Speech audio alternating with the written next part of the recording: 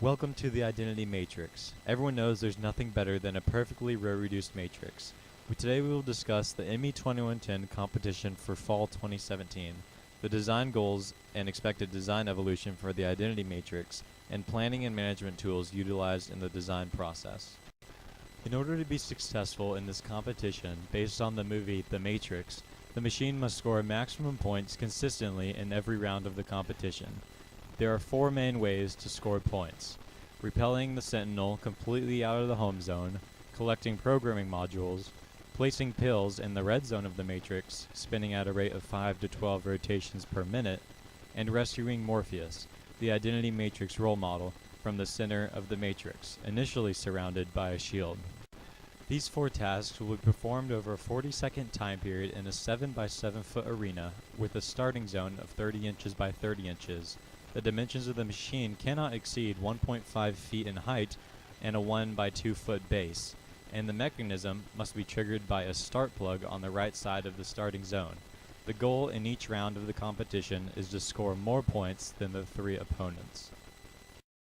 Design goals focus on maximizing the points earned in each round and to produce a consistently functioning machine.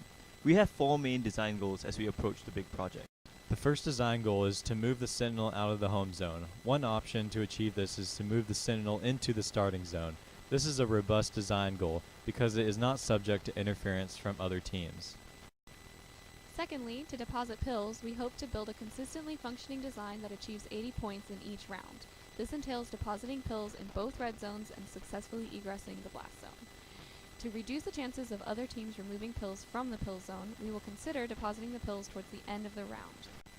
Other design goals include collecting 6 out of 8 programming modules and accounting for wear and tear through frequent and thorough testing on different tracks and pit against different opponents.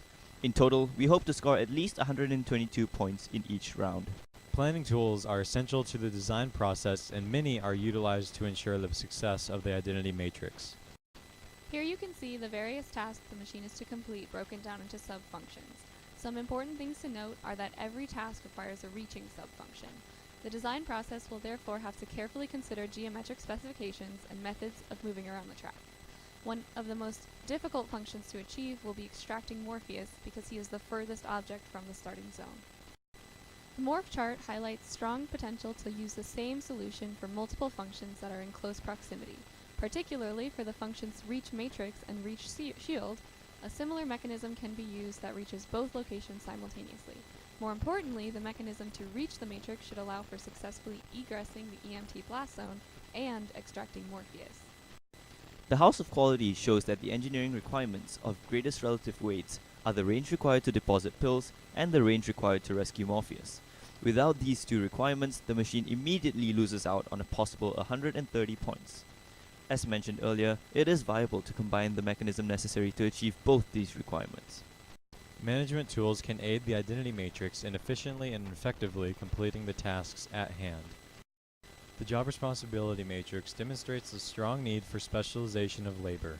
Each task is assigned to a specific person or a few people, depending on the task and the group member or members who have the least opportunity cost in completing that task.